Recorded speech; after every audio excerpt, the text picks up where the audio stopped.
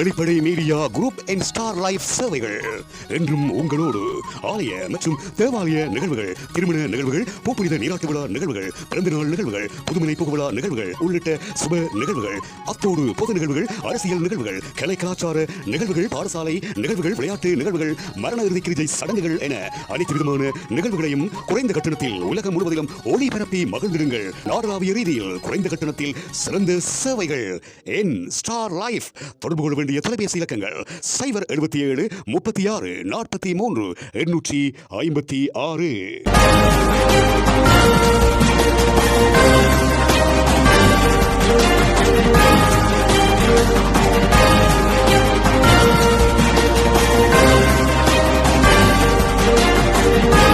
பரணி கட்டையாப்பு வீதி புனரமைப்பு பணி ஆரம்பம்.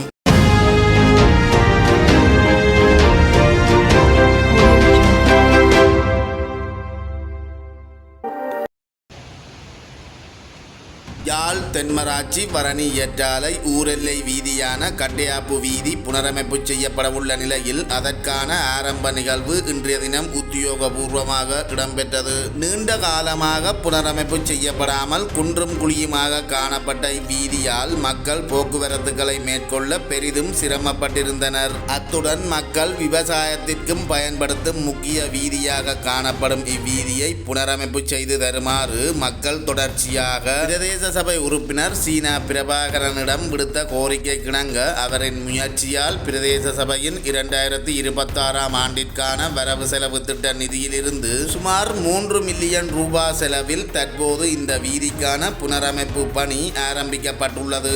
இந்த நிகழ்வில் சாவகச்சேரி பிரதேச சபையின் தவிசாளர் பொன்னையா குகதாசன், செயலாளர் திருநாவுக்கரசு சுதர்சன் மற்றும் உறுப்பினர்களான சிதம்பரப்பிள்ளை பிரபாகரன், இராசேந்திரம் சுதாகர், அத்துடன் அபிவிருத்தி உத்தியோகத்தரான கந்தையா பிள்ளை கேதீஸ்வரன் மற்றும் ஊர் மக்கள் என பலரும் கலந்து கொண்டிருந்தமையும் குறிப்பிடத்தக்கது.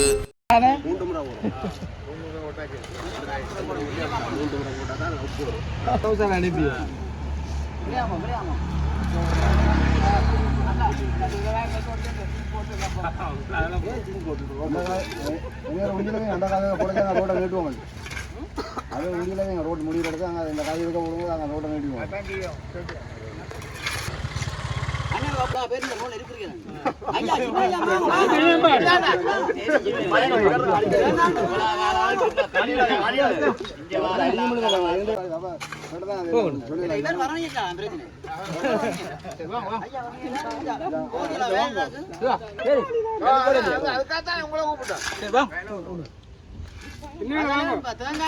மழை பெய்யாங்க போடும்.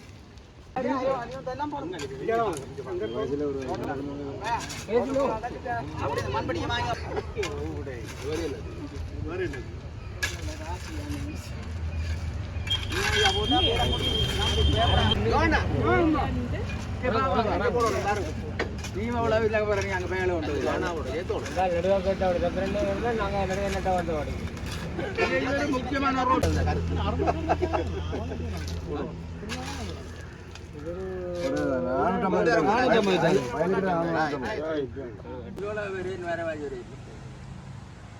இன்றைய தினம் நமது சாவச்சேரி பிரதேசனுடைய பரணி உபகலத்துக்கு உட்பட்ட 2ஆம் வட்டாரம் பகுதியிலே 2026 ஆண்டின் பாதிட்டு ஒதுக்கத்தினூடாக தெரிவு செய்யப்பட்ட கட்டையாப்பு வீதியினுடைய புனரமைப்பு வேலைகளின் ஆரம்ப வேலைகள் இன்று நிறைவேறியுள்ளது.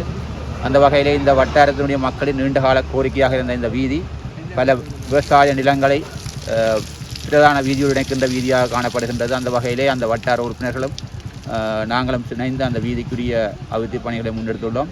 இந்த வீதி புனரமைப்பு செய்கின்ற பட்சத்திலே அந்த விவசாய பெருமக்களுடைய போக்குவரத்து இலகுபடுத்தப்பட்டு அவர்களுடைய வாழ்வாதாரம் சிறக்க வழிவகுக்கும் என நம்புகின்றேன். அந்த வகையில் இந்த வீதி வேலைகள் சிறப்பாக அமைய வாழ்த்துக்களையும் தெரிவித்து விடைபெறுகிறேன். அதில் ஒரு மகிழ்ச்சியான விடயம் என்னென்னா வரணி 2ஆம் வட்டாரம் கட்டையாப்பு வீதி 3 மில்லியன் நிதி ஒதுக்கீட்டில் இந்த ரோட்டு ஆரம்பிக்கப்பட்டிருக்கிறோம். மேலும் மகிழ்ச்சியான செய்தி. இதே போல் இன்னும் அதில் குறை இடங்கள் இருக்குது, அதிலையும் செய்து கொடுக்க வேண்டிய ஒரு நிர்பந்தம் இருக்கின்றது. முதலாவது கட்டமாக இது வேலை ஆரம்பித்து முடிந்த பிறகு அடுத்த கட்டங்களும் நாங்கள் அதற்கு ஒரு முயற்சி ஒன்று செய்வோம் என்றது தெளிவாக நான் கூறுகிறேன். அடுத்தது மேலும் மக்களுக்கு முக்கியமான வீதி விவசாயத்துக்கு போகிறது. போக்குவரத்தான ஒரு வீதி. ஆனால் நீண்ட காலமாக நாங்கள் அறிந்த காலத்திலிருந்து இது நிறைவேற்றப்படாமல் இருந்தது.